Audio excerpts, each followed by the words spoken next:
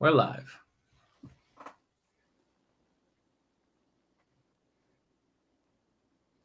Dave?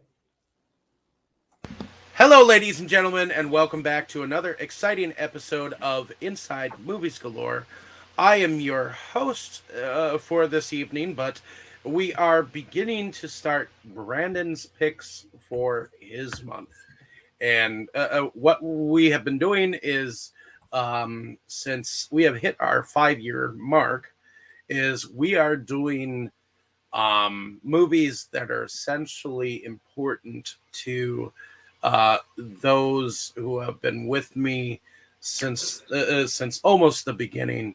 And tonight he had us watch a movie that honestly is kind of dear to my heart too, because it stars the Marx Brothers, which are a group of comedy brothers who come from vaudeville. And this was their third film that they actually made, and it was filmed in 1931. And it was directed by Norman Z. McLeod. And it had a script written by S.J. Perlman and Wilby Johnstone, with additional dialogue put together by Arthur Sheikman. Now, those of you who don't know the Marx Brothers, normally the Marx Brothers were brothers of four. It was Groucho Marx, Harpo, Zeppo, and Chico. But for the most part, for the most part, they were mostly known as the trio: Groucho, Chico, and Harpo. There was a fifth one, yes, but he's not as more well known. And he wasn't with them in the movies. This was during their vaudeville days. Gummo. Correct. Yeah, he got drafted and left. Yep. So let me just say what IMDb says about the film. On a transatlantic crossing, the Marx Brothers get up to their usual antics and manage to annoy just about everyone on board the ship. Kind of vague, but I guess it kind of does its duty. But let's go around and see what everyone's first impressions were. Forrest, I'm going to start with you. Was this a first time watch for you?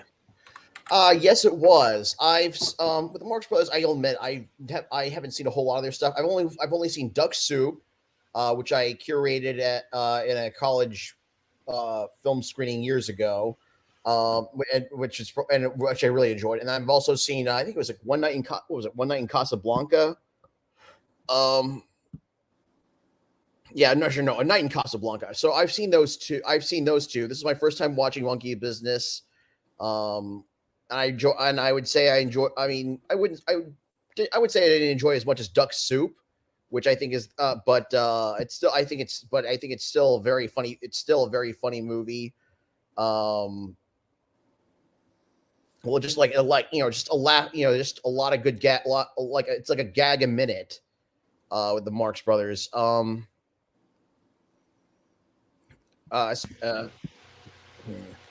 Well, yeah, there's definitely a lot going on in the film. Zeppo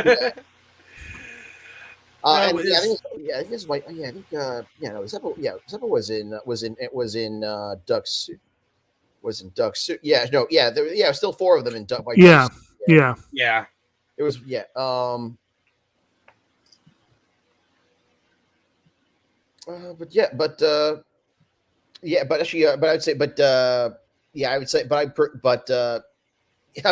I'm losing. I can't losing my train of thought. Well, if you want, we can come back to you. All right. Let's go over to you, Tammy. What was this a first time watch for you?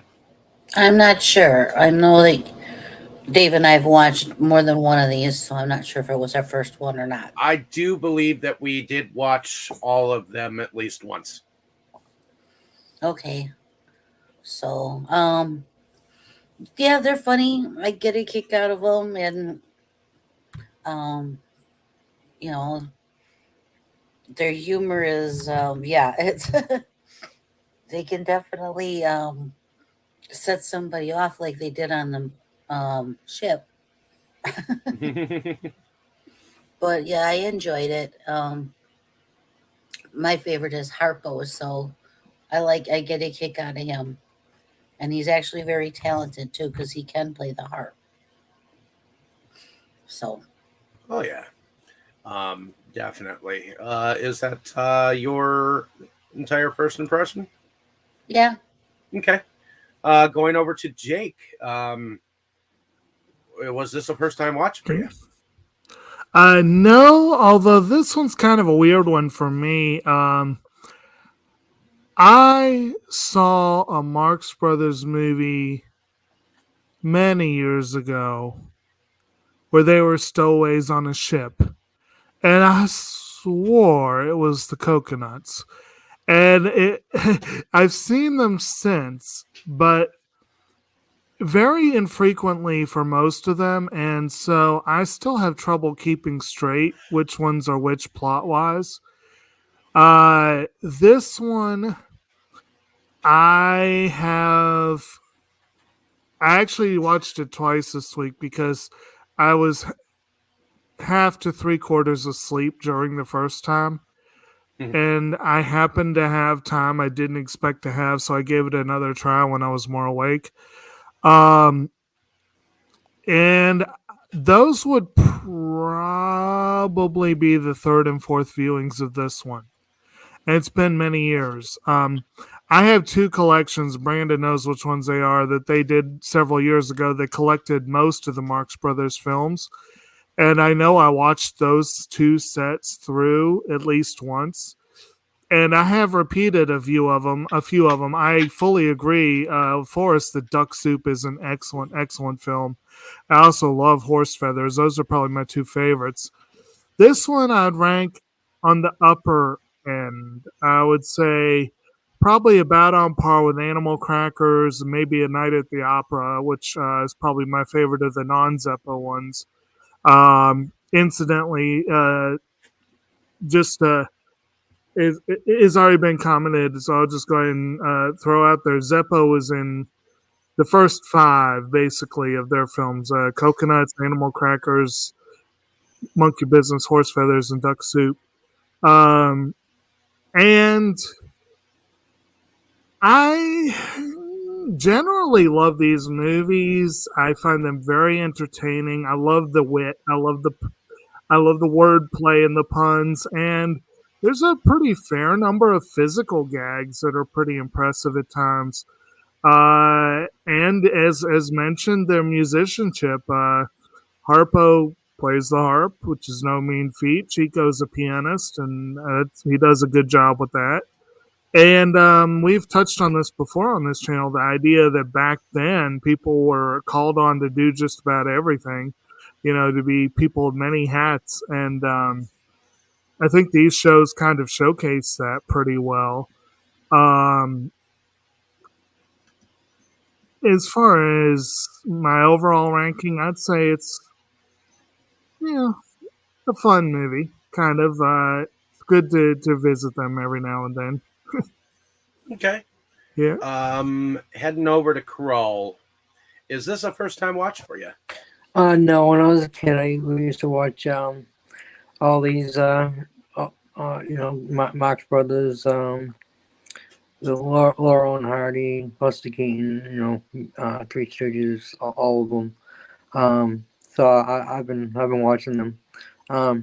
Incidentally, there's actually a saying called the Zeppo, meaning you're the straight laced one. When you're talking about other comedy acts, because he was the straight laced guy. Straight man, yeah. Yeah, it wasn't really funny. So I probably prefer just watching the three. But this was a good movie. I really enjoyed it. I absolutely love Harpo. He's so hilarious. Always chasing girls in every movie. It's just absolutely hilarious. They're always screaming, running away from him. Dude, when he's fucking biking at that lady across the lawn, I fucking fell out of my chair. He is just absolutely hilarious. I mean, Groucho is a very close second. Chico's okay. He's not as funny as the other two, in my opinion. But yeah, Groucho is really hilarious especially with the wordplay. And Harpo just hilarious, visual and everything, and he's really good at the harp. Yeah, he was definitely really, really good with that. But yeah, I love his horn. That's why, really, I was like, oh, Yeah, it's such a cool gimmick. It is. I kind of wish we'd seen that show up in wrestling at some point as like a nod to the Marx Brothers. That would have been a cool thing for like a heel manager or something. Oh, especially there was those vaudeville villains for a little while. I can't think of their names. One of them I think they were. Wasn't Simon Gotch one of them? Yeah. But so yeah, they could have done that. They could have done like a Marx Brothers thing too. They would have been more likable, hateable. I think. But yeah, this was a fun movie. I enjoyed it. I laughed my ass off. Several scenes. I don't remember it much from when I was a kid, but I know I've seen it because I've seen them all. How about you, Mo? Was this a first time watch for you? Yeah, this was definitely a first time watch for me. Before I launch into that, though, I do want to point out something cool that's not Marx Brothers, but it is sort of Marx Brothers adjacent. The Three Stooges Big Box and Yucks is stocked at Walmarts across the land currently. So if you need a huge shot in the arm for your Stooges collection, get out there and pick it up. Thank you, Mill Creek, for all that. I saw that and I meant to mention that to you guys earlier after I went and got the cat food.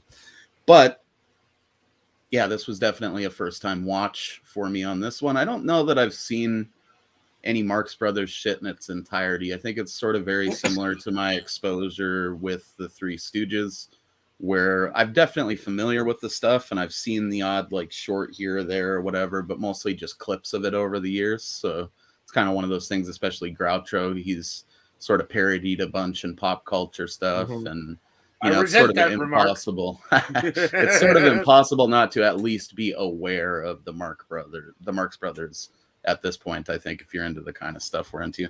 And I loved it, dude. I loved every minute of this movie. It's definitely got me sold on the idea of collecting the films. So I'm sure afterwards I'll get a recommendation of the best way to do that from you guys. But I loved it. Harpo is great, physical comedy. Groucho is just obviously, like Kroll said, he's got that wordplay down.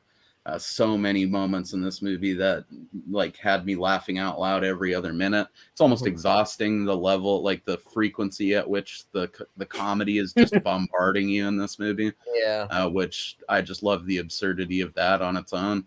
I do agree that Zeppo or whatever is kind of lame. I don't know that he really, I mean, I'm sure there's probably examples of his straight man angle adding more to their comedy, but this movie maybe wasn't the best example of that. Not really. It had its moments. Yeah, I suppose. I mean, the Zeppo angle is kind of a weird one because Zeppo was just as funny as the rest. I've seen some.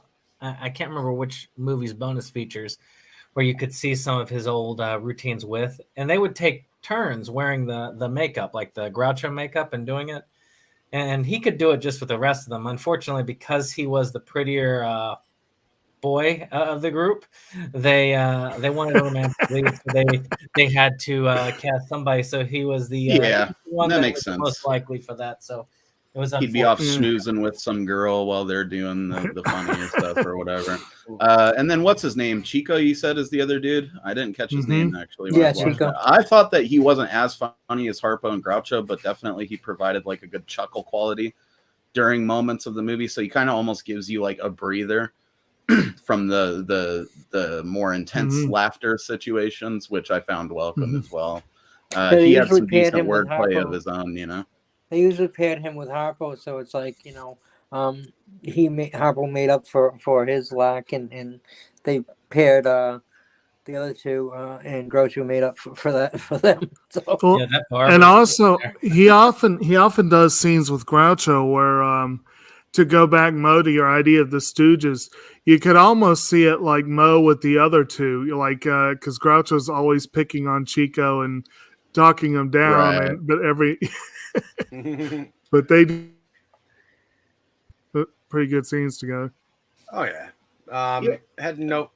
Are you done, Mo? Or Yeah, that's pretty is much that it, man. I loved it. You know, it's one of those movies I think that it holds up pretty well too. If you're just a fan of comedy in general, I would think that you'd be able to enjoy it. And it's only an hour long, so it's like, you know, even if you don't, it's pretty, it goes by pretty quick, especially with the pacing of it. So it feels more It like does. 40 I was like, minutes. is that Yeah, it? I feel like these. I noticed with the few Marx Brothers movies I've seen, they're very economical with like, you know, they're not none of these movies are very long, but they're very economical with the time, with how much, with like making every minute count. Oh yeah. Indeed. Yeah, with the gags. Heading over to Brandon. Was this the first time watch for you? Well, no. I actually picked this as my starter because I feel like, you know, I felt like Jacob's month was going to be much more serious. So I said to myself, so maybe there is a theme there is not so why so serious, I guess you could say, because every single one of these films, including the anime, which is the most artsy one, they're not serious at all. None of them are. And I really adored the Marx Brothers growing up. Me and my father would bond over them, usually watching the films. And this one was my favorite growing up. It's not my favorite currently, but it was my favorite as a child. I had taped it, and you know I would play it over and over again. I had the whole thing memorized, line for line, and I love the jokes with it, and just the general just running commentary by Groucho as it went. It just it always impressed me, just the wordplay. It still does. And this one's just it's more like a Looney Tunes cartoon than some of the later ones, which the later ones are really good, but they're more musicals. These early ones were more straight up basic cartoons. And you can tell that Bugs Bunny and all these others, they got their stuff from the Marx Brothers, a lot of it, and probably the Three Stooges, a lot of these early ones. Absolutely. When I remember looking when I was first collecting, I had a couple of these on released video cassette, but I really wanted them on DVD, and you could get them separately, but they were like $50 a piece. So instead of that, I ended up waiting until they finally released the Silver Screen Collection, which was really nice on DVD. And who did I give? I thought I gave that to somebody. No, I didn't give that to somebody. I think I tried to give it to Jacob, but he had it. Well, Mo, if you want, I could probably give you my copy of the original Silver Screen Collection, which has this and a lot of the early ones on it. I'm down. And there's another collection, and they've since released it as a cheaper format on Blu-ray, which is what I have it now. But then there's another collection that was a DVD collection of the later films, and they need to up that to Blu-ray as well. But I was extremely ecstatic when I was getting to watch this again instead of on a ragged VHS tape, which I guess is, you know, about par for quality. Most people watch it on, but it was just great to be able to watch that on the big screen, to be able to enjoy it. And a lot of that brought back a lot of memories, a lot of good times with my father. And I'm sure he would have been very psyched to listen to this particular discussion. Oh, we're ready. And myself, I've, I guess the first comedy duo that I got involved with the vaudeville era was Abbott and Costello when they were on radio. And then I saw a bunch of their films and ended up getting into a lot of the Three Stooges stuff. And the Marx Brothers came across my radar more when I started to collect, you know, some of the stuff to actually get into them. In fact, my cousin Yeah, go ahead. Oh, because I didn't discover the Marx Brothers until a little later in life. I'm guessing the same for you, right? A little bit. Yeah. See, a lot of the comedy era I got into on radio first because Okay. I don't know why, but the radio I just was drawn to. Having an imagination, being able to listen to the stuff, on a tape deck, and that was before I even owned a CD player. So I don't think the Marx Brothers were on that part of thing, but I for about a year was really into the Marx Brothers stuff. So I ended up picking up the collection that came out after the Silver Screen collection. It was just the collection that came out as like at the time. I think they just called it Marx Brothers Collection, that second one. Yep, and that's the one I picked up. And then I found a copy of the other set, and we did a whole marathon of it, me and Tammy. And I've loved every single minute of every single Marx Brothers films because they are so talented. Even though I know Zeppo's kind of like there through the first five but I think they had talent. I think they had comedy. I think they had timing, and I think they had some very current stuff. Now there have been a lot of like stowaway films in this era of filmmaking. I remember Shirley Temple having a movie called The Stowaway, where she stowed away in a ship. They seem to have a lot of like comedy teams go through a stowaway like situation. I imagine it was more common of an occurrence back then too. Yep, because it was kind of to get across the ocean because it was kind of forbidden, to stow away on a ship. You'd get in trouble. It's like a rad old timey thing to do. The more I was watching this, I was just thinking about that. Like, man, how exciting would that be to just hide in some herring barrels and. It's just like those who would stow away on the trains, I mean, they have those types of situations too. Which, when you think about it, in later era movies, train hopping is something, or even movies from the similar time period, you do see a lot of train hopping in movies as well. So, well, and that's exactly what happens in this film. So we are introduced. If you haven't seen this film, you are introduced to these four characters who have stowed away on this liner ship, and they've stowed away themselves in these barrels, and it just so happens that they are noticed, and a search begins to be inquired about them, and the comedy anecdotes that they bring to the table is unique, and I think never mind the barrels. What do we think about this beginning scene with the barrels and the search? Oh, I love it, dude. It's so stupid. Like, I'm such a fan of just stupid shit like that. They know there's four of them because of the song they're singing loudly from the barrels, which is why they're noticed. My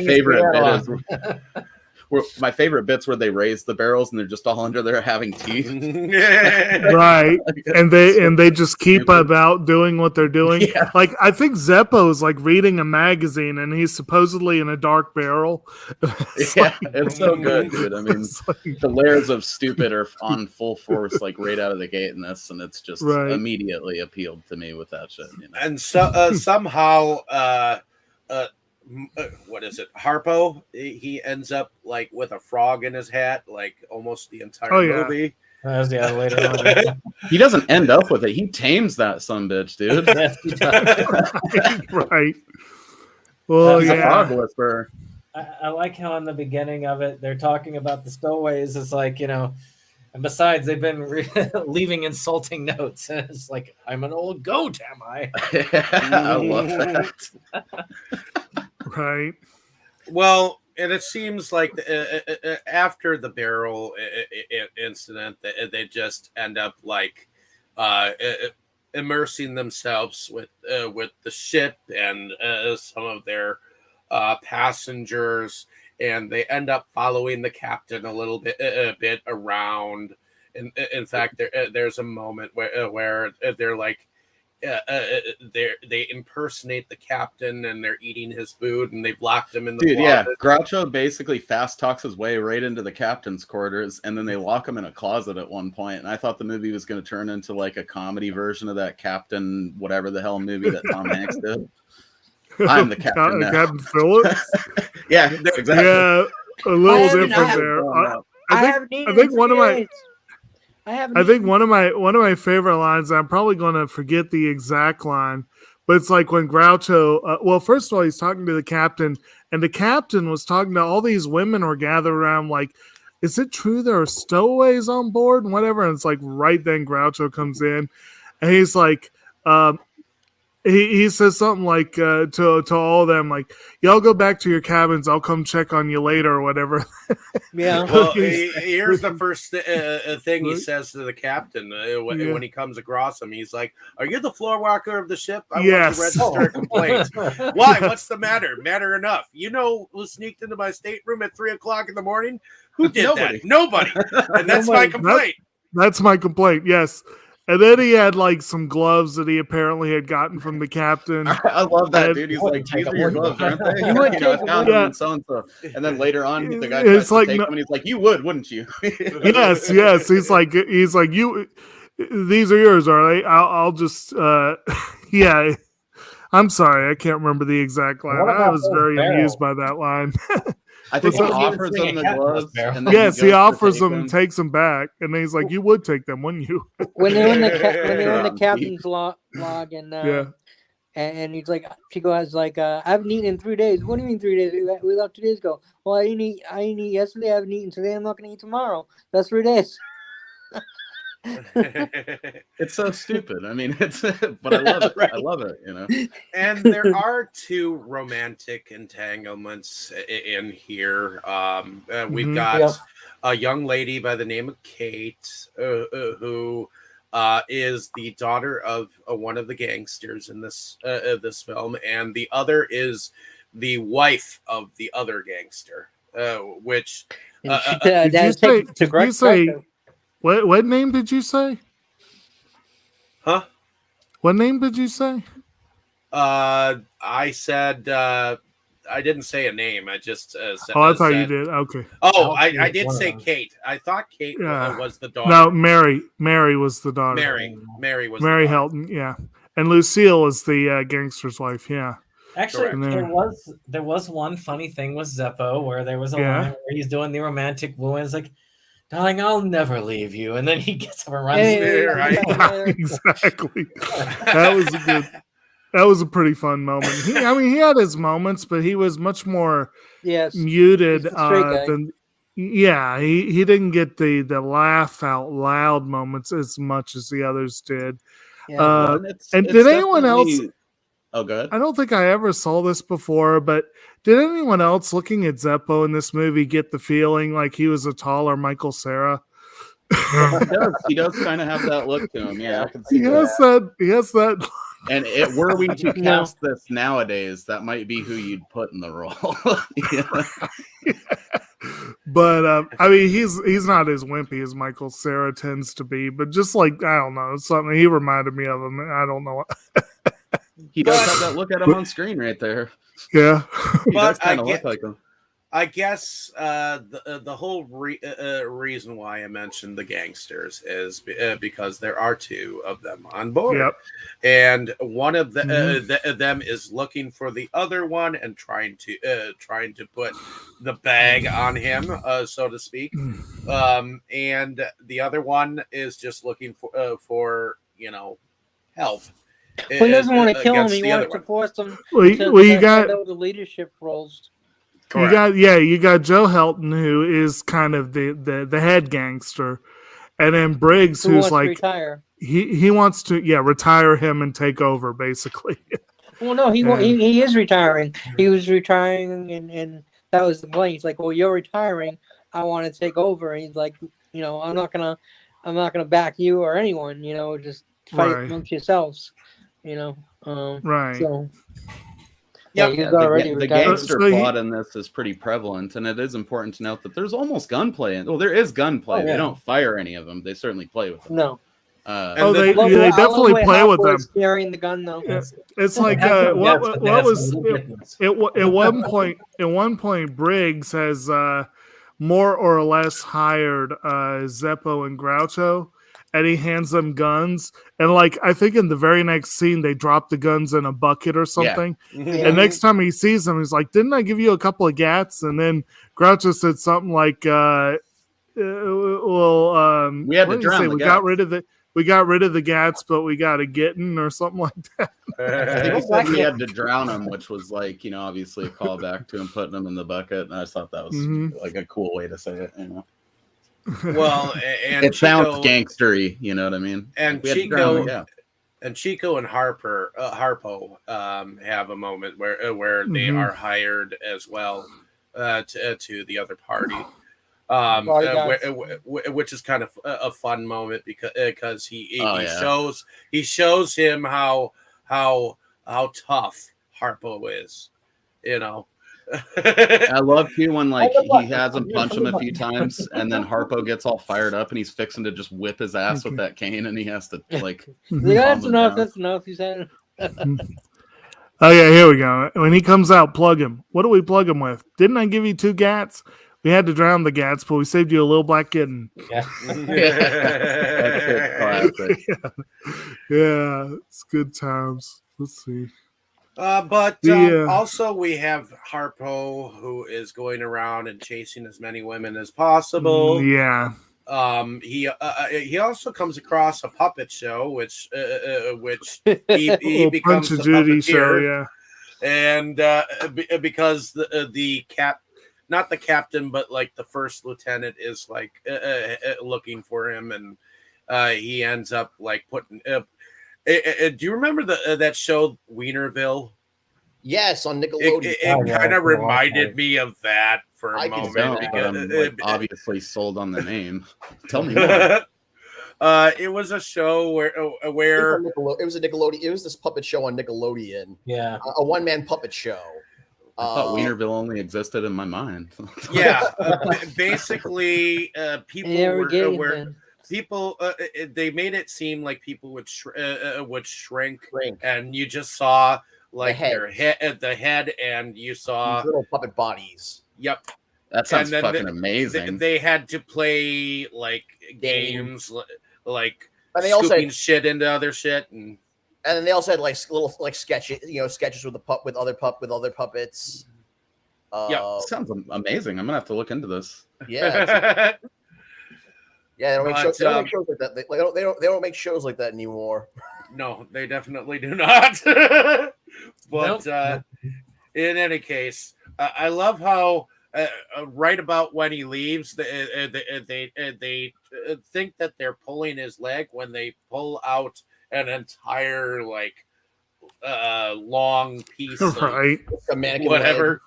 Don't forget, he I helps love him that. pull I love that whole pull bit. his own leg. Yeah. Yes. Well, the puppet show was hilarious. He's sitting there and he's doing that heave ho, like, da, da, da, da, da. And he's like, he's helping them pull. Yeah. And you know those kids were enjoying the whole show too. They were just sitting there having a good time. There's a little background on one of the captain mates too, or the first mate. Like, have you been drinking again? First off, Well, and while Yeah. Zeppo is wooing Mary, Mm-hmm. Groucho is trying to woo the wife. And I love how Groucho sits down with her, and I guess she's trying to hem and haw whether to do anything with him. And he's like, there's this line he says, "Well, why do you want to get walloped by your husband? Why can't you just wallop with me?" Or something like that. No, get walloped Right. by me. Why is it Dude, always my why is it favorite always part- about husband? I can wallop you too. Dude, he doesn't try to woo her. He woos her like instantaneously, and she just keeps getting interrupted by her husband. Right. There's so many great jokes to that end in there too. Well, like, And the Is that first, my I wife think sitting the on first my time, hand? I think the first time she meets him, he like runs into the room and hides in the He just hides in closet. their closet. But it's just like, what are you doing in there? Nothing. Come on in. I love that part where he's like, she's like, "Yo, you're in the closet or whatever," and he's like, "Did you see me go into the closet? Am I in the closet now?" Yeah, it's just so Mhm. fucking absurd. Then I I love it. didn't know I was in the closet. I didn't know that I was in the closet. My favorite, he's He's shouldering well- his Groucho at that point, you know. And that's one of the amazing. things I noticed is And that then, he dances with her. yeah, Dude, when he throws up his cigar and it doesn't come down before he starts dancing, I thought was like the coolest touch. Because someone was above them and caught the thing, And or Mo, they rigged up some situation there where that worked, I thought you would have loved that mustache conversation that they had too. oh yeah, That was amazing. I know Jake got the tingles too when that was happening. I'm sure. one of them goes around with a little black mustache. Yeah, so do I. I wish I could go around with a little blonde. How's your uncle with the beard? Oh yeah, his grandpa's beard. I Can I love that. introduce my grandpa's beard Right. to your mustache? Well, no, I have to talk to my mustache about it. That's Is so your great. mustache? Is Is your the grandpa's beard rich? Oh, okay. I found a quote from that one scene. Are these your gloves? I found them in your trunk. You girls can go to your rooms. I'll be down shortly. Just misses them. Well, Amazing. Groucho is kind of a ladies' man too. I mean, Yeah. at one You know point in what? time, he's standing with a bunch of ladies, and they're like all smiling and laughing with him. Right. Dude, yeah, that's one thing that I was struck by watching it was like, it would be kind of charming. Like I could see being a lady and finding this dude super, super friggin' charming because he's just such an energetic goofball with no shame He's about very it. confident. Yeah, Come here, babe. so it's- Come here, babe. It's- I like you. Oh, I shouldn't. What about my husband? Well, that's all right. Maybe we can get a girl for him. yeah, that was. That's right. Usually he's paired with Margaret Dumont. She's in most of their early films. And I think this was like their first Hollywood film. And apparently they wanted someone a little younger and sexier in the role. But the Lucille, the one that plays her, does do a good job in that role, no doubt. Thelma Todd. But yeah, usually it's almost more like he's sort of just goofing because, well, let's face it, Margaret Dumont's not a very attractive woman. But it just it's great. It's like he just really doesn't give a shit and he's just doing what he wants. Yeah, and that's surefire way to intrigue certain ladies. I mean, I could see it working. It's one thing I find amazing about this too is how much you can still see the DNA of this shit in comedy we've all grown up with. Jim Carrey's like one in a long line of elastic-faced comedians that you could definitely include Harpo among. There was moments in there that definitely reminded me of that kind of stuff, or even shit like Chris Seaver movies and the whole joke a minute or a physical gag thing. Is definitely carried over from stuff like this for sure, right up to present day, So it still works. It's still legitimately fun. Well, Mrs. I think probably even maybe before I actually legit saw a Marx Brothers movie, maybe not. I'm not sure, but one that wore this on its sleeve was the Animaniacs. I mean, that is straight up for sure. Marx Brothers characters in the house. Yeah. Mrs. Briggs, I've known and respected your husband Elkie for many years, and what's good enough for him is good enough for me. So classic, dude. Of course, his best line of the movie is where they come out after they lose the one guy or whatever that they're supposed to be tailing, and that guy's like, oh, why didn't you whack him? You afraid or whatever? And Groucho's like, me? A man who's licked his weight in wild caterpillars? Afraid? Of course I'm afraid. And we do get a moment where Chico is playing the piano, and I love him on the piano because he's not only playing it, he's flicking it, as he's going along. Like, he makes it look so natural. He wasn't classically trained. He taught himself how to play. My father told me a lot. My father loved watching him play the piano because my father was a concert pianist at one point. And he also was a piano technician. So he knew all about classical playing. He's like, the man's playing is comedy genius in itself because he was not only self-taught, but he taught himself in a way that almost nobody can mimic. Right. It is. Yeah, that would be hard to recreate. Wasn't Harpo self-taught as well? I think I read that. Yeah. They all taught themselves. They were all multi-instrument lingual. Right. We forgot to mention that Groucho throws out some guitar chords on. He does. Well, and there's that one scene where Chico hops on the piano and all three of the others pick up different sized saxophones. And I have to admit there were parts in the film, and that was part where the audio mix was really bad, and it was hard to tell if they were good or not. But you get the impression that even whether they were good or not, they definitely knew what they were doing.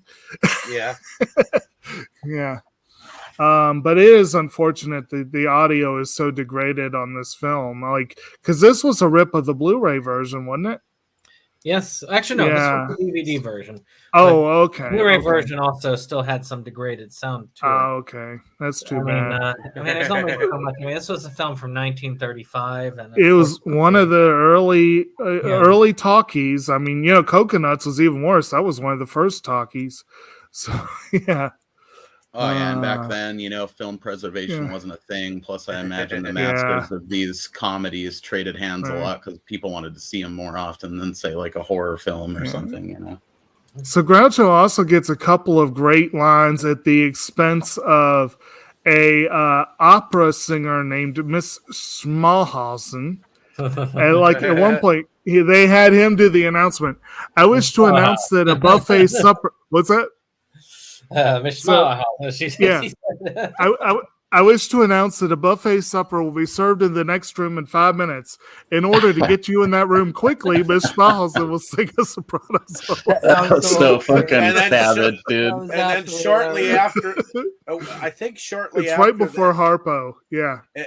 Shortly after that is when Groucho actually sees the waiter bringing a bottle of wine for the main guy. Oh, he's like, no, I gotta get this to what's his name? And he's like, oh really? Here, I'll show you see this bill? And then come back half an hour, you can see it again. Yep. Oh, I'm sorry. It was two people that he was kind of mocking. There's also the Madame Swemsky that was on the boat. Yeah. And that one, talking about your Savage Burns, I love this one where he's like, I'll thank you to let me do the reporting. Is it true you're getting a divorce as soon as your husband recovers his eyesight? You call this a party? The beer is warm, the women cold, and I'm hot under the collar. But one of the fun wordplay ones is where Swemsky's like, I don't like this innuendo. The Groucho's like, that's what I always say. Love flies out the door when money comes innuendo. Yeah. That was hilarious. It's pretty good, yeah.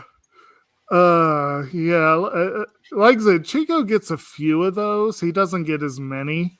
I think the barbershop scene or whatever is probably where he shines the most. No.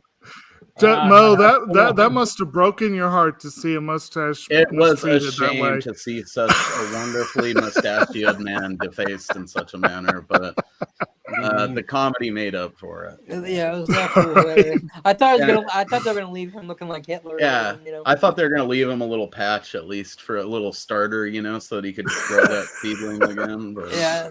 Sometimes it's better to start from scratch. Well, Hitler was around during the time that this was filmed, and actually, when did the World War II start? What year was it? 38. So this would have been early almost enough for it still to be fashionable and not like something people would look at you sideways for. Exactly. Do you want your nails trimmed long? Oh, about an hour and a half. I got nothing to do. He was always looking for food. Matter of fact, he made me hungry watching it. But then he never really got that is kind of his role in most of these films. Is he's always looking for the food. I mean, he sits there in the captain. They're sitting there in the captain's quarters, and he's trying to teach him about Columbus. Oh yeah, vessel? Yeah, sure, I can vessel. But ultimately, what happens is Mary is kidnapped by the other prominent gangster, and she's taken to a barn, and that's when the brothers end up following, having a little tumble in the haystack. Don't forget, Groucho is acting like he was helping both sides, so he tells them they're at the barn, and he was the one who was told. Yep, he switches sides. Yeah, he's on both sides. Hey, that's what any good politician does. Anyways, yeah, you switch sides, but pretend to stay on the same side so you can get close to the guy's wife. Yeah, but it was working out too, man. It was going great. We did miss though the sweet part where they have to get off the boat and Groucho has to pretend to be a doctor for a minute. That was also one of my favorite parts. And the whole passport scene. Actually, that is something that is a canon feature of the Marx Brothers films, is that Groucho is profession-wise a horse doctor. You even hear him say, like, "I'm a doctor. Where's the horse?" That's because that's my favorite part of that bit was where he like puts the stethoscope on the dude and then listens to the end of it. Yeah. He's like, "I can't do anything for this man. He fainted," and he's like, "Please crowd around him so he won't recover." Or how about the guy who had a frog in his throat?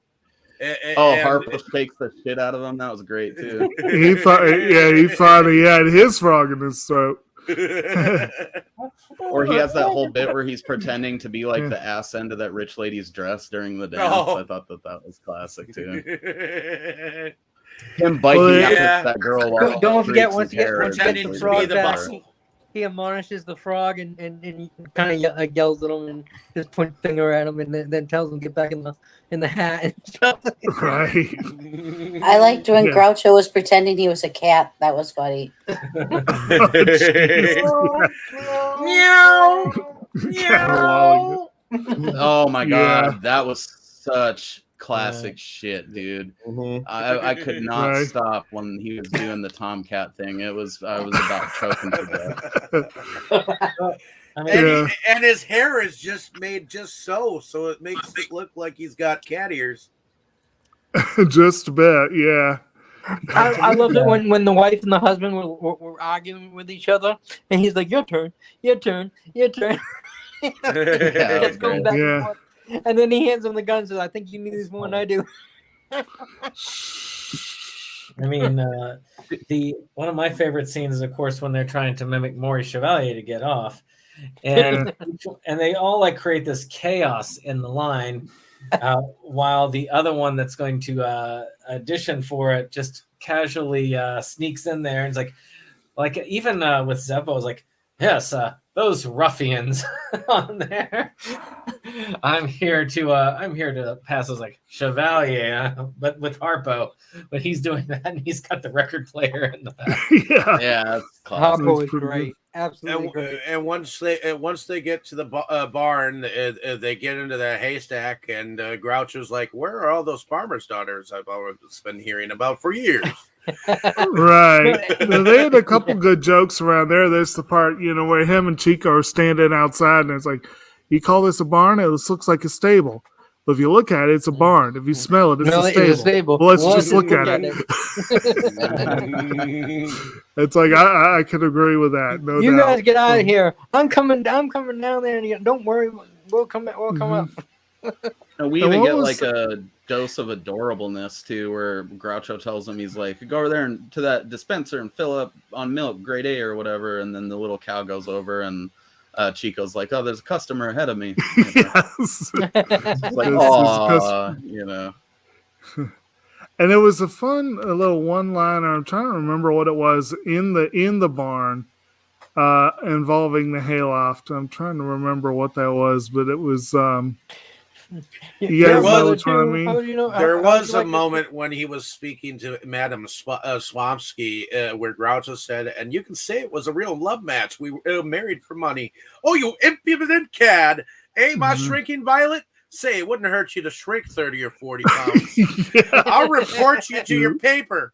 I'll thank you to let me do the reporting. Is it true you're getting a divorce as soon as your husband recovers his eyesight? Is it true you wash your hair in clam broth? Is it true you used to dance in a flea circus? The clam broth and the flea circus had me dying too, man.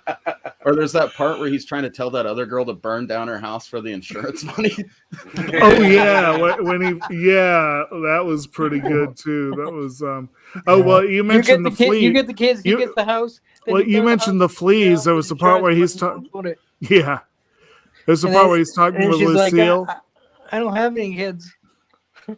It's the part where he's talking with Lucille, and he's like, "Oh, why can't we break away from all this? Just you and I, and lodge with my fleas in the hills. I mean, flee to my lodge in the hills." Oh no, I couldn't think of it. Don't be afraid. You can join this lodge for a few pennies, and you won't even have to take a physical examination unless you insist on one. Yes, that was. I know the one you're talking. Is that with the Stooges, it feels like it's more physical, and it feels like the general wackiness of the situations carries a lot of the joke. Whereas with these guys, it's just comedic Tourette's coming from like several different styles of comedy throughout the entire thing. And that's why I like them so much. Like them so much better. When I was young, I didn't even like the Three Stooges. Good way to put it. I have a better appreciation now, but I definitely was much bigger fan of everybody else. I used to be earlier fan than the Three Stooges fan as a child, but I think it's too like earlier. The Stooges are more just general, goofballs, whereas these guys are like proper weirdos too, which I appreciate. Like, there's some shit in there that's not necessarily family friendly, or there's some questionable shit in this movie, but it's done in such a fun way that you don't feel like necessarily fully creeped out by it. Oh, okay. Here's a fun one. Part where Zeppo's like, "Don't you think we better go?" And Groucho's like, "What? And leave this woman alone with her husband? Suppose her sweetheart came in." What's the idea of putting your hands in my pocket? Just a mistake. I had a suit once, looked just like that, and for a minute I thought those were my pants. How could they be your pants when I've got them on? Well, there were two pairs. Well, this suit had two pairs of pants. Yeah. You keep yourself known. I'm trying. Why am I not? I'm not finding the one I was looking for. But yeah, there's a lot of good, and of course, not all the good quotes are easy to find. They should be, but they're not always. Be, man. I mean, the whole movie is good quotes. Yeah, right. I'm also a big fan of like that style of comedy they have, where a lot of these, there's like the setup and the punchline, but then the joke doesn't really go anywhere. It's just weird and silly, and I'm a fan of that. I like that absurdist style, like just nuttery, where it doesn't really need to like make sense. That's part of the fun of it. Like Groucho is great at that. When Groucho was in the barn, he was speaking to the cow. "You're a mother, you understand. How would you like to have somebody steal one of your heifers?" I know half a cow is better than nothing, but this is no time for puns. But Anyways, Yeah. so basically they have kind of a madcap at trying to rescue Mary from these gangsters, and there's this big fella that seems to be after them a little bit. What do you think about this whole barn scene? Oh, it's pretty fun. Yeah, it's all right. It does get a little wild, as you said. You know, that's kind of it works as a typical. fun I little love with conflict. Groucho. He's commentating the whole thing like a boxing match, and Yeah, that's pretty good. they even have a bell for round 2, and he does a commercial like it was a real comedy. I guess Stuff. if It there's was a hilarious. weak part of the movie for me, it probably would be the end because I just wanted it to continue. So it's like I'd just rather have another hour of these dudes rather than Right, like when it end, ended, you know? like when it said the end, I was like, oh Right. shit, that's it. Like I want more. Right. And then Yeah. of course, the movie then ends with Groucho attempting to find a needle in a haystack. Yeah. Oh, yeah. What are you doing Looking over for a there? needle. Trying to find a needle in a haystack. Literally. Yeah. Well, you know, he's got to find something. Like one of his lines a little earlier on is, I know it's a penny here and a penny there, but look at me. I worked myself up from nothing to a state of extreme poverty. I always thought that was it's kind of sad but true in a lot of ways. But That's the truth of Very most sad, people but living true. in those Yeah. days. yeah.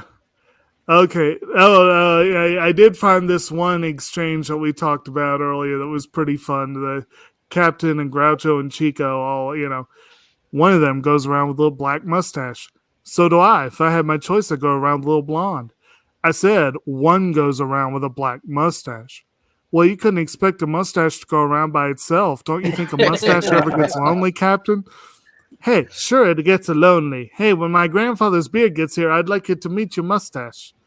Well, I'll think it over. I'll talk it over with my mustache. Tell me, has your grandfather's beard got any money? Money? Well, he fell heir to a fortune.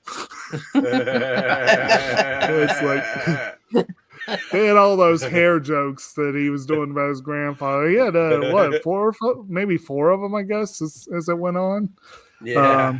I mean, Pretty a good. lot of that punning like that stuff that, Yeah.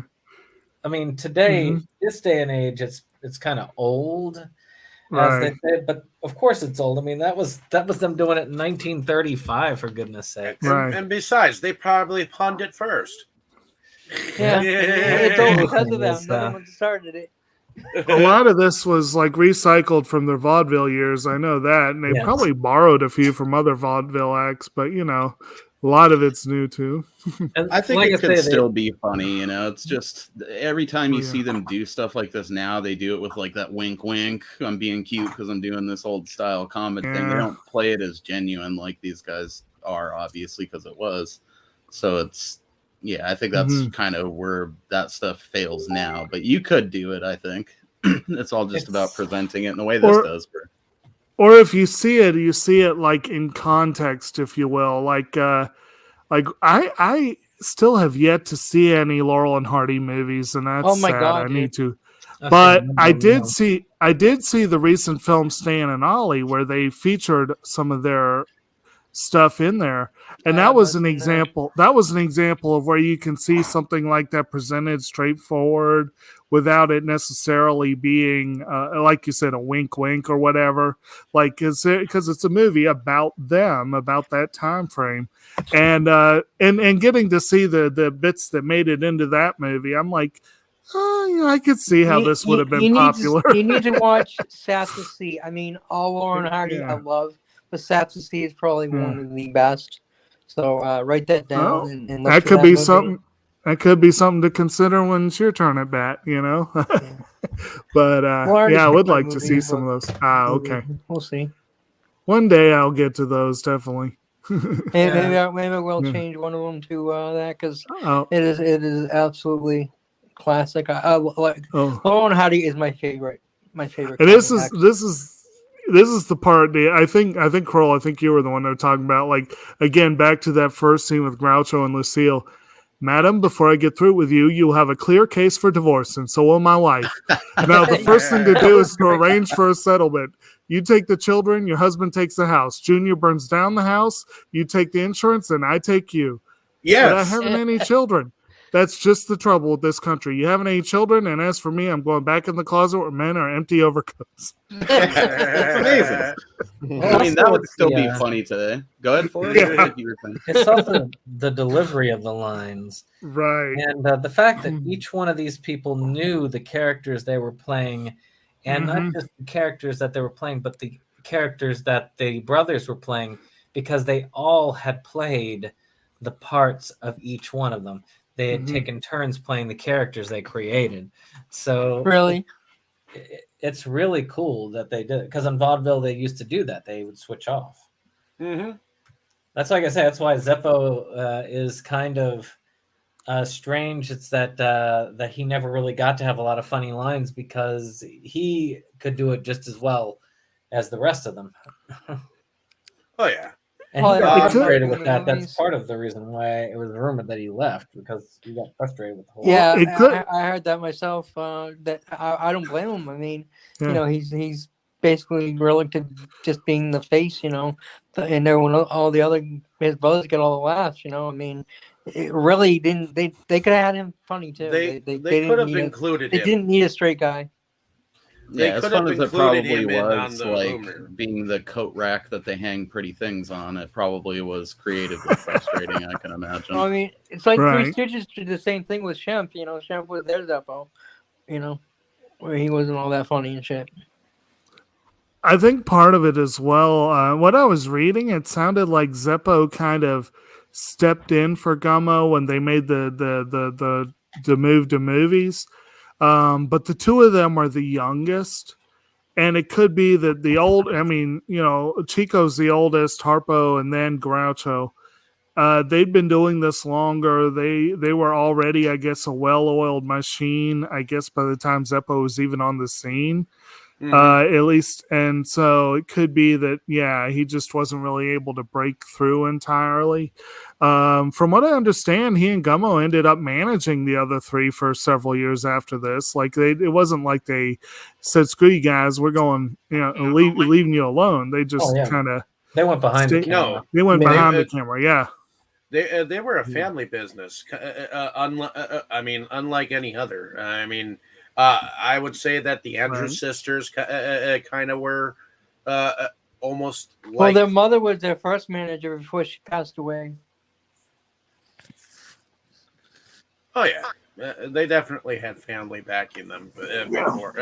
So it was a huge family thing, and I guess her father was a vaudeville, was on vaudeville as well. So that's where they got it from. Oh yeah. All right. So at this point is since we've gone through a lot of the one-liners, and we've gone through definitely the characters. Is there anything else that we wanted to mention before we talked about production? I don't know if it's been particularly mentioned because we kind of went all over the place. But the structure of the film is kind of interesting because the first, 2/3, maybe not, maybe more like half-ish. I think like a little over half is the boat segment. And then they go to a party that's being held by the guy, the guy. The guy retiring. By Helton, yeah.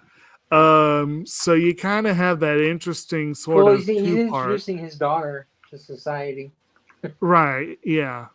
So it's kind of an odd structure for a film, but since it's mostly about the jokes anyway, I guess it's not as much as it could be, but it's set up very much in the same way as Jason Takes Manhattan, though I think they did a more successful job of bringing about the payoff in this film than they did. A slightly different tone.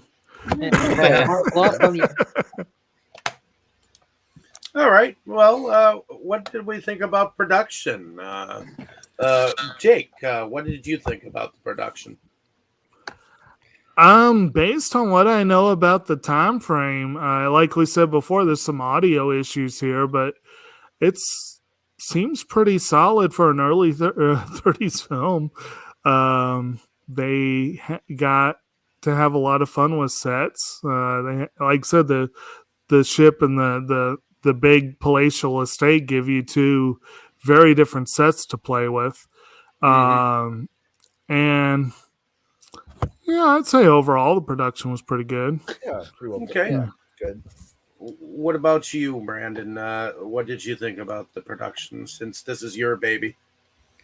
Well, I mean, to me, I always thought that this was a beautiful set of. I mean, for the time, yes, there have been better films if you look at it, but I do feel like this one did its job perfectly. I mean, you've got the props, you've got all the stuff for the scenes, everything is set up well, and almost all the jokes land. You're not sitting there going, "Huh?"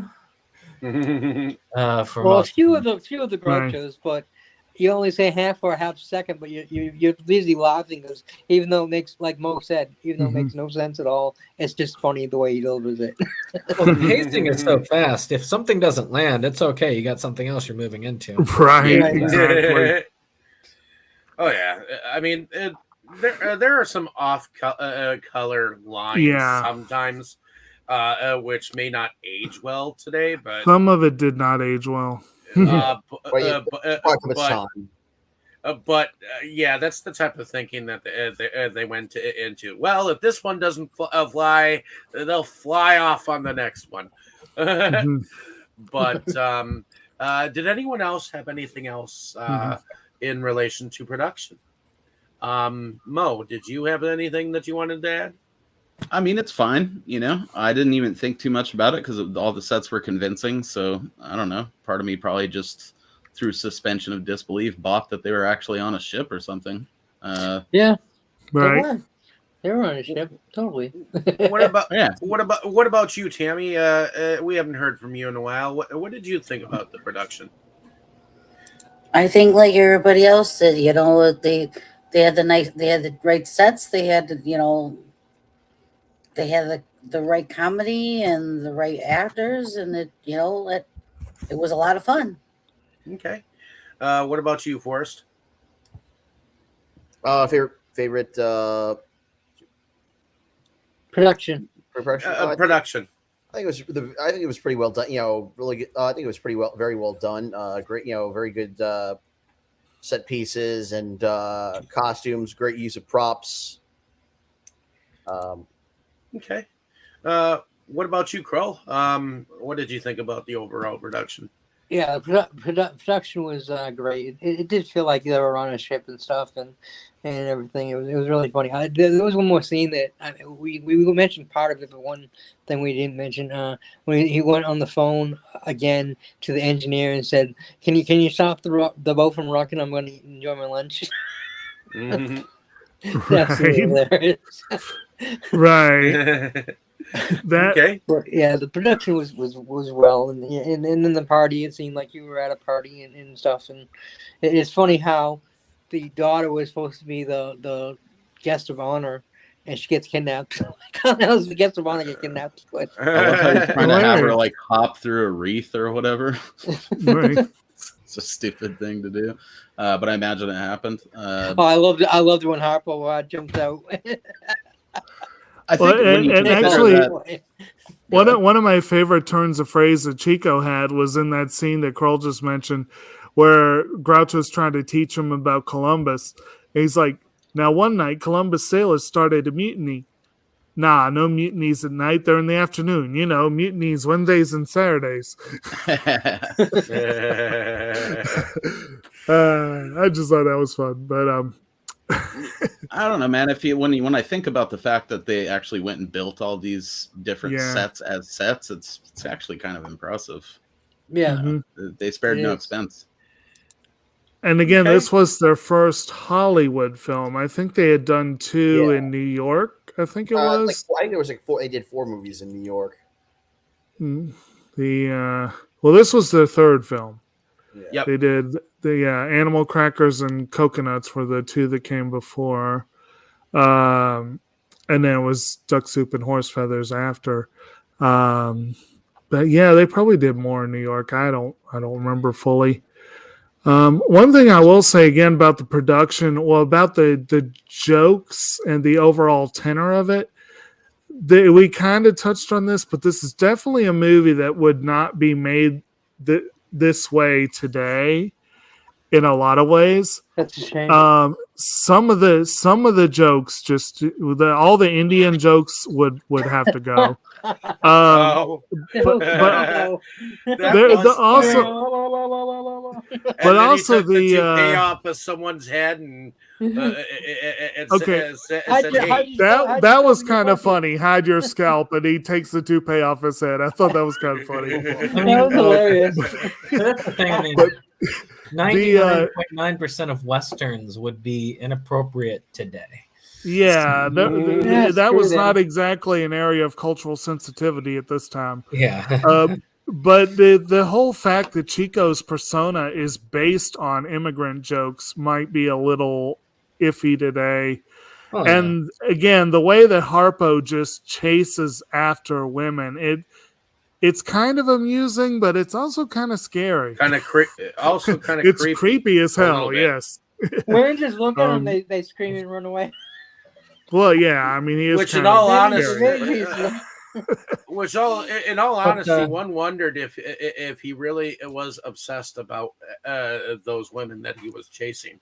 Right. But He was that's probably also, just having fun, but Yeah.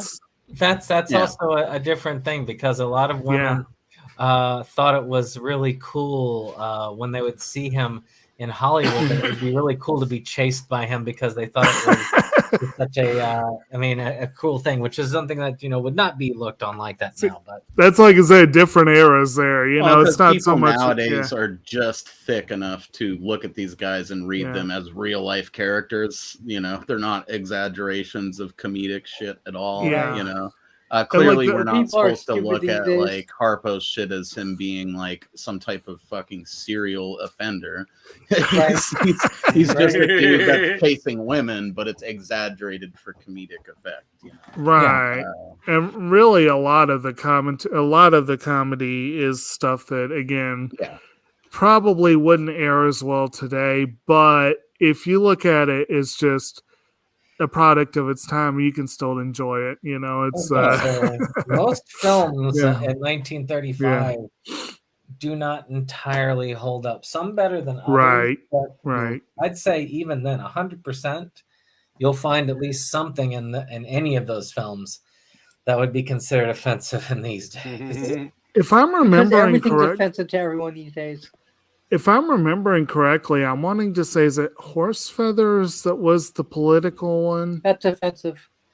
I I think think Duck Soup. I it think was a Duck Soup. One, I always forget. One of them was like straight up a political satire, and that might have been why I liked it as much as I did. But I love the other part where Crouch is like, you can knock me over with a feather, and then he hits him with a feather, and then he pulls a pipe out behind the Yeah, it's like Horse a Billy Feathers was Butler. the college one.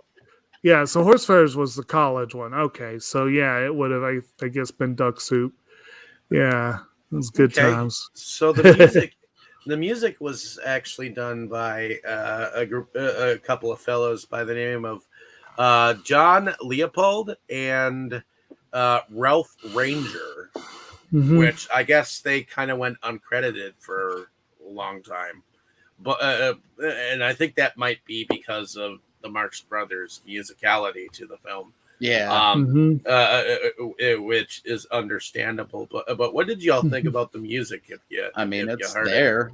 I don't really even stand out to me. The parts that did stand out was their musicality, so I can understand not feeling the need necessarily to make a big deal about who did the other music. Nowadays everybody would be credited, so there would be no not crediting them necessarily. But if they were cool with it, I'm cool with them not being credited. Fuck it. Right. Okay. Anybody else have anything to say about the music? I mean, again, the on-screen performances for the most part are the parts you notice. You don't really notice much of the rest, or Yeah, I same. didn't at least. Okay, Yeah, then I agree. I guess we are on to the favorites. So let's whole pick movie? our favorite scenes and our favorite characters. So, let's start with you, Kroll. Why don't you tell us what is your favorite scene or scenes, and if you had a favorite character of the Marx Brothers, No, I would definitely from do, this Harpo particular fiend. Harpo is definitely my favorite character. I just love how he's chasing the women and just everything he does basically is just absolutely hilarious. But my favorite scene actually doesn't have him in it. But I just absolutely love the scene with Groucho in the bedroom with Lucille. You know, and you know with the husband, then again with the husband, and he's like, you know, if you're gonna plug me, you plug me now. I can go. I forget exactly what he said, but he said he had to go do something. And that's when the husband's like, "Hey, I could use you," you know. He doesn't want to kill him. Yeah, he was pretty hardcore with that dude. Like, he didn't flinch at all when he was being held at gunpoint. Yeah, it's great. So that whole It's all that caterpillar licking. It's Bill's character. In a sense, it's also built up a microtoxin that he can secrete if you get too close. So you might want to watch out for Groucho, man. That and also the captain's cabin. And well, okay, I do have to mention the one scene, the puppet scene was absolutely hilarious. Absolutely hilarious. He's like popping in, he like just in and out of the. You wonder what happened to the actual puppeteer though, because you know you see everybody else, but you don't see the actual puppeteer in there. I think that's part of the joke, you know. It's like, where the hell was that dude? Yeah, exactly. It was, but the puppets were alive. The whole movie was really hilarious, but I guess those stand out the most. Harpo was actually a hero because he saved those children from demonic puppets. Right? Yeah, it was actually the dolls from Dolls running that puppet show. Heading over to you, Tammy. If you could pick a favorite scene or scenes or a favorite character, which would it be? Oh, my favorite character is Harpo. I just always love his expressions and everything. And one of the scenes I liked that he did is I liked it when he was playing the harp, and then the lady was singing, and he's putting his hat down and putting this coat over his head and everything else because he thought she was done, and he picked up and she started up again, and he's like, you know, it's like he wants her to shut up. You just see his face because he that lady used to stop singing. Yeah, and I just thought there was. I like a lot of the facial and things that Harpo does, and yeah, it's funny when he chases all the girls. That's what I just like that. It doesn't offend you. One of my other scenes I liked is I really did like when Groucho did the cat. I thought that was funny. I thought he did a very good cat. Okay. Heading over to you, Forrest. Is there a favorite scene or a favorite character? Okay, so my favorite of the Marx Brothers is also, I also like to say Harpo's mine too, mainly because he's a man of few to no words, and my favorite favorite scene. Oh god, I have three that stand out to me. The puppet show, the scene where they're trimming the mustache. And then the harp scene. Okay. Going over to you, Brandon. Is there a favorite scene or scenes or a favorite character? Well, my favorite's always been Groucho. I always loved how he's always been like really quick with his words and wit. And like I said, even if a joke doesn't land, you don't remember the one not landing because he's already on to another one. And that's just really great. It's a lot of talent, and I've always liked his characters the most. They always grab my attention.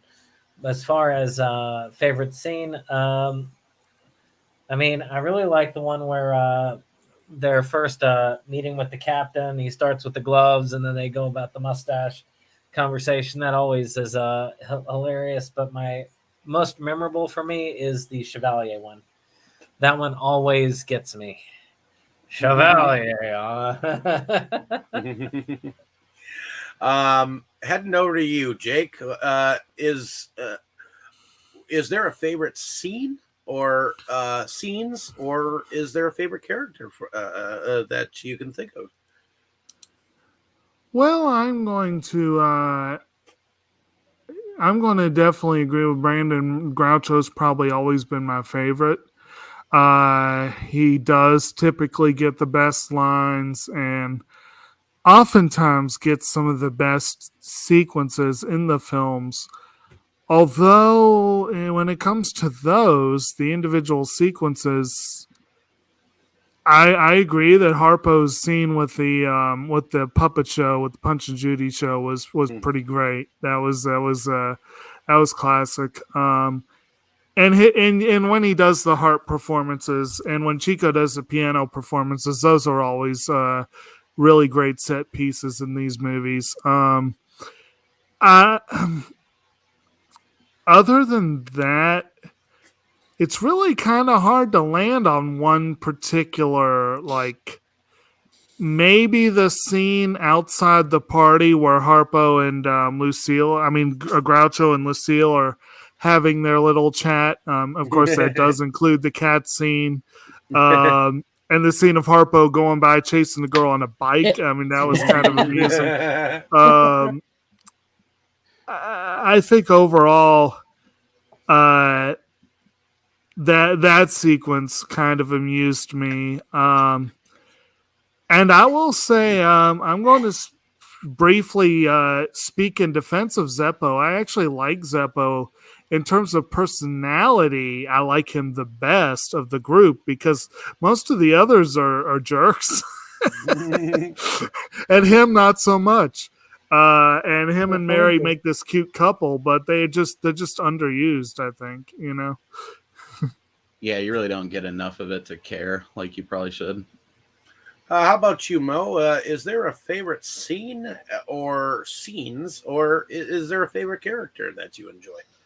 Oh boy, definitely Groucho, but Harpo would be a close second. Groucho's just got the wordplay that I love so much, and ever since I made the Jason Takes Manhattan comment, I just keep thinking about how fun like a Groucho fan film would be, where they resurrect him Jason Lives style, and he starts killing a bunch of fucking film nerds at like a film festival in the woods. That'd be awesome, just delivering one-liners. Maybe at the end they stab him with a cigar, and he's like, "Oh, you serious?" And then the other guys come out of the ground like as backup. I don't know. Sequel. I'm already thinking about. But favorite scene would probably be like the scene with the closet and where he's first in the room with the lady. That's pretty classic. I especially love, like I said, how he throws up the cigar and it just doesn't come down. Like that little touch there. There's already so much comedy in the movie that they didn't necessarily need to put something like that in there. But the fact that it exists, I'm just, like super touched by. I guess it's very endearing that they even put in little things like that into the comedy. But of course, the caterpillar licking line is just so far above and beyond awesome. I can't express how much I loved every syllable of that. We did the math, or I did, before we got in here, and assuming that Groucho weighed about 150 pounds, he would have had to have licked 25,000 wild caterpillars to lick his weight in wild caterpillars. So just a little trivia. Depends on what you use as your model for wild caterpillars. I learned about 2 weeks ago that there is a caterpillar in this area that's like 6 inches long. I've never seen this, but I mean, that he could almost use that for his stogie there. Yeah, if he wanted to cheat, he could lick some big old boys. He's still wearing the caterpillar under his nose. So, as I pointed out in the chat, I put up a picture of a saddleback caterpillar and a picture of a puss moth caterpillar. Anyone that would lick one of either of those, let alone their own weight, that's someone I wouldn't want to mess with. Looking that second one would be a great story in its own, you know, just to be able to repeat those words. But yeah, that would be my favorite if I had to narrow it down to like one single thing in the movie. It's that damn caterpillar line. I'll be using it in the future. And I'm trying to think of what my favorite scene or scenes are, because it's hard to pick, dude. It is, because like there's so many mixtape zingers. Of stupidity and insanity and awesomeness. You know, there's so much like Marco. Like my favorite is Harpo too, but after time, I did enjoy Groucho Marx and his Marxism, which is something that came from the Marx Brothers, the expression of Marxism, you know, which is an expressionism in its own. People who have taken on the portrayal of stupidity that the Marx Brothers brought to the silver screen, but I would have to. I liked the puppet show. I loved the part where Harpo was just trying to go down the guy's throat for the frog. I do enjoy the cat scene with Groucho, and he's just got a lot of one-liners that it's like he says them, and you're like, "Wait, did he just say that?" You know.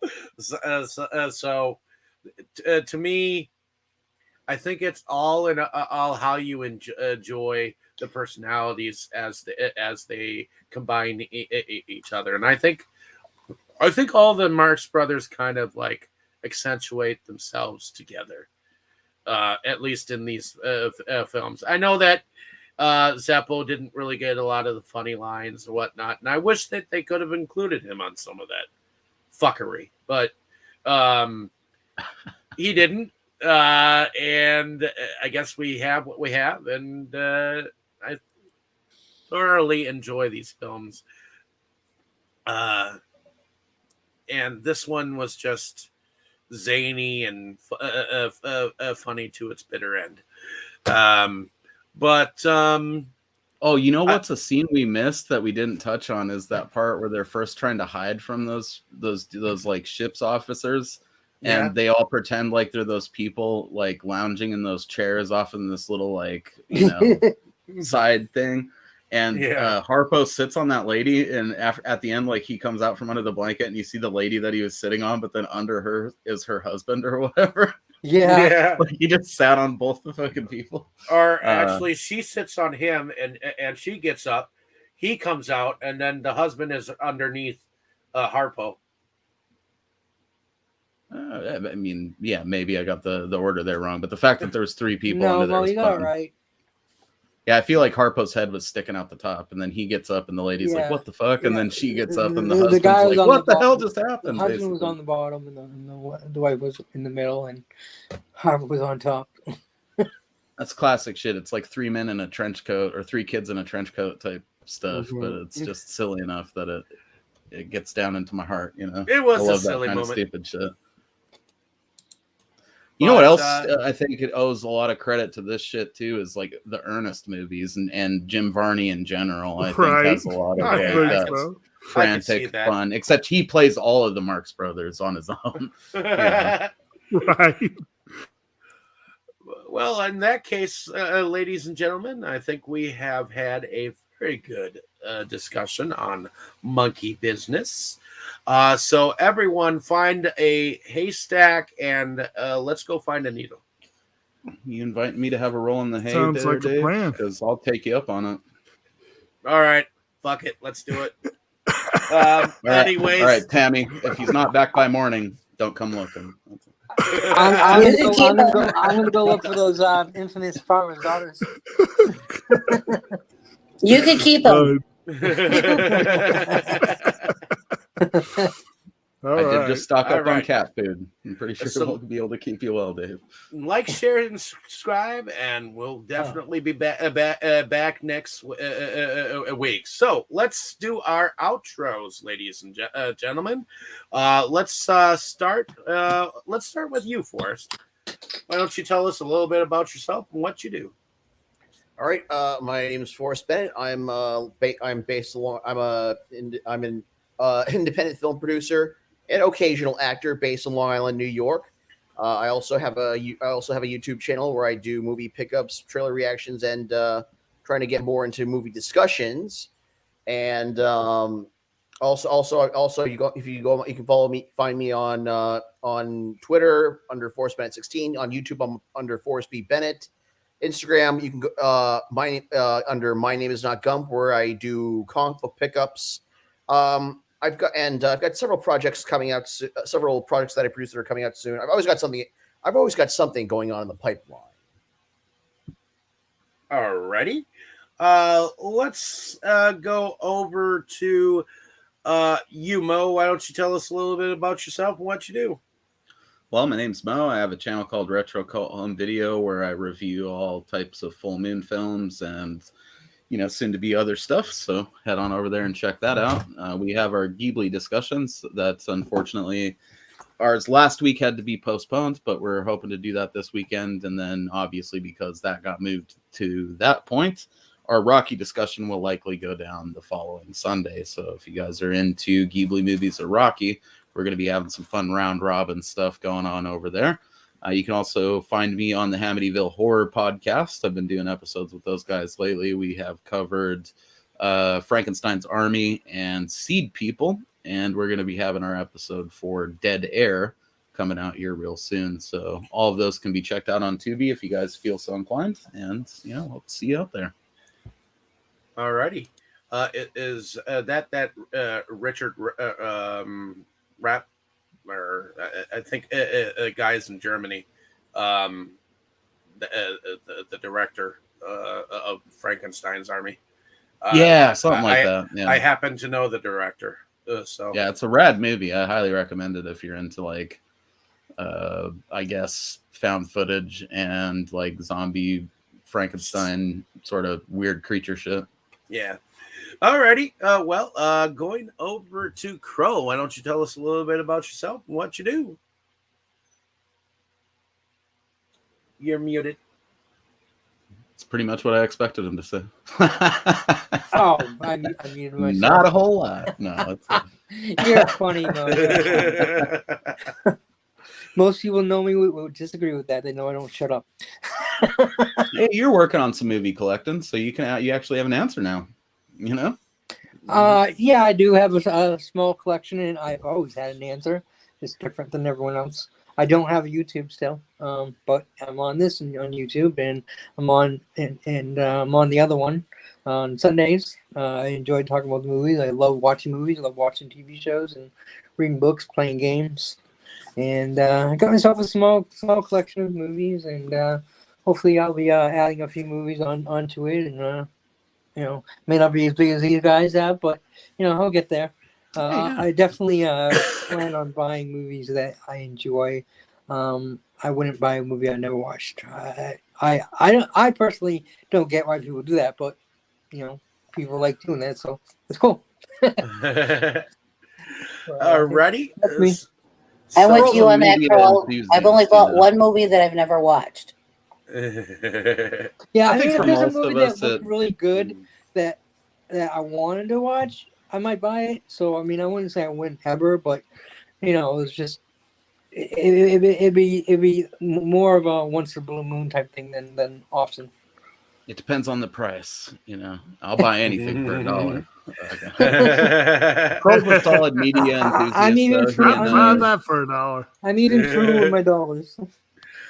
Kroll will probably be appearing here in the near future on some comic discussions too. I just got to get that lined up with another buddy of ours, and hopefully we'll be getting back to that at least every couple of weeks or something like that. Yeah, that would be fun. Yeah. Alrighty, going over to Tammy. Why don't you tell us a little bit about yourself and what you do? I enjoy going on this discussion and the one on Sundays. I'm David's fiance, And I do have my own collections of movies and books. And, I find something neat out there, I like to pick it up too. And in the summer, I have fun with my 1972 Grand Prix. Very cool. Very Going cool. over to Septum. Let's go with Jake before we go with Septum, so that we get who you are and what you like to do. Sure. My name's Kotobukijake. I am the co-host of SeptumSin versus the World, where we talk about physical media, and we also go on to talk about some other fun stuff too.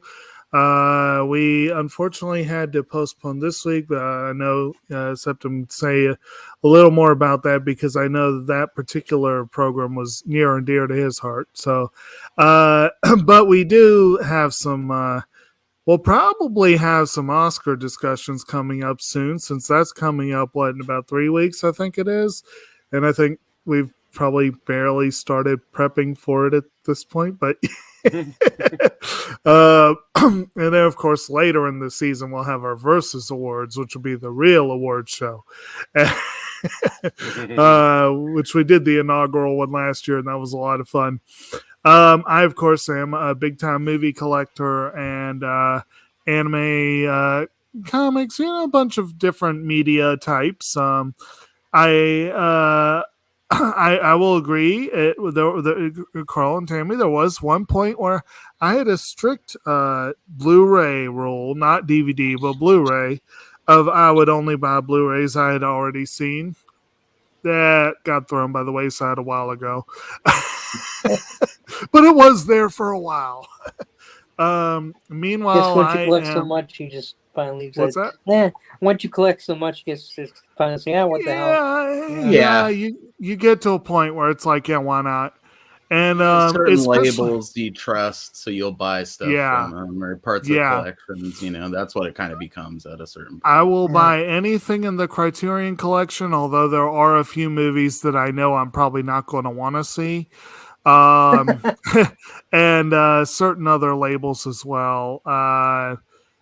And there are certain labels you can trust to take the time to clean up films. If Criterion ever does a Marx Brothers set, I'm going to want to get it, partly because they will probably restore it to the best that technology allows. Exactly. And I wouldn't say all studios would do that. So that's or you know what I mean. Publishing house is probably a better way to say it.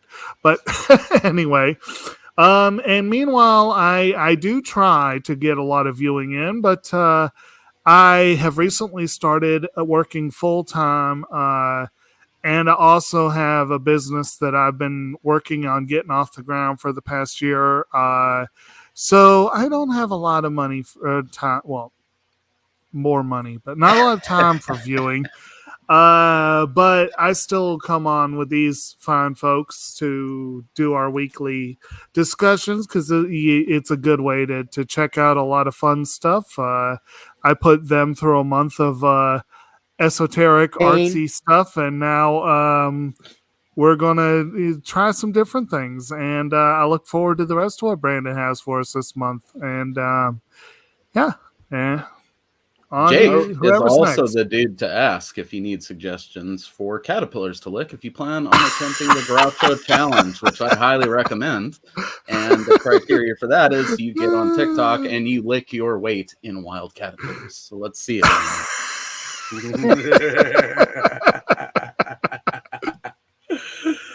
Alrighty. Heading over to Brandon here to tell us a little bit about who he is and what he's got in store. Well, SeptumSin is SeptumSin versus the World. We do a lot of stuff with movies, mostly physical media. Unforeseen events have kind of canceled any content this week. Though I am working on I was going to actually release a collection tour video because I'd reorganized everything downstairs, but I again, unforeseen circumstances have kind of canceled everything. But we'll be back up and running next week with pickups. I'm really wanting to get a review done. I want to actually continue my review series, film psychoanalysis, with the was it Craiglon incident? Craig, can you remember that name, Dave? What's the name? Oh, the Craiglon incident. Yes, you've got 1 and 2 now. Yeah, so I want to start tackling that series of films so that I can hit the third one. But of course, that's is the third one out yet? It's getting there. That's what I thought. But I do want to get there, and of course, this month is going to be kind of a oddball month. I'd like to think. I mean, the Marx Brothers presented a lot of just general chaos on screen. I mean, you can see the barrels up above us as we went, and I'll be back to hosting duties next week. But next time we're going to be doing one that, if there is any film here, well, maybe the last one as well, but if there's any film in my selection that might get people wanting to do revenge, it'll probably be this one because it is an anime. It is to please Jacob. I'll start by butchering the Japanese name. Yoru wa Nijikashi Oruke yo Otome. Beautiful.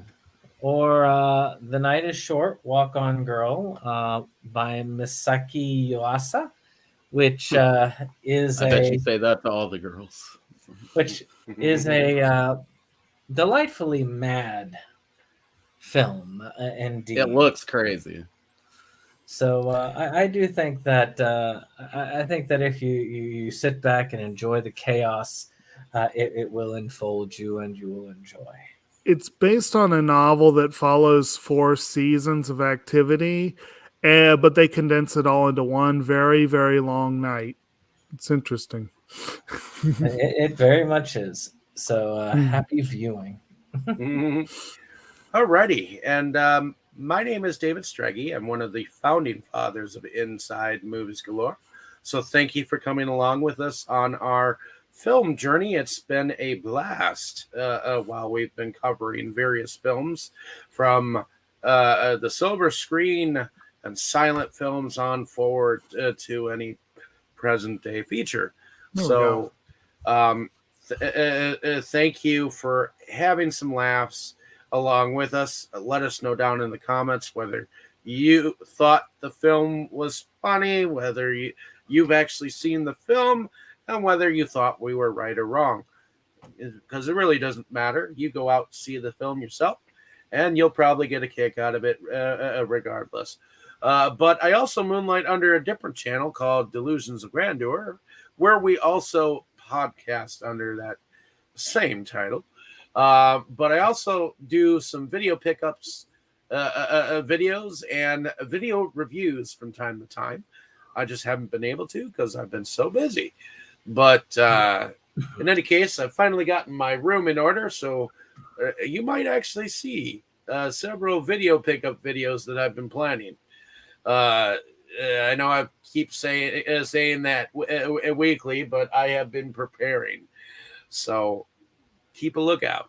And hopefully I'll be able to get back into the reviewing now that I can relax and enjoy some of what I can watch. So like, share, and subscribe, and we'll see you next week. Oh, and if you find that needle, let me know, fellas. Good night, everyone. Hey, if you come back, I might give you another look at it. Good night. They don't have to lick their whole weight, but if we get a video of someone licking even one caterpillar, I will be so stoked. So get on that, guys. Just not the hairy ones that look like No. I might even give you like an Amazon gift card or something. Just lick those bad boys. Out there and do it.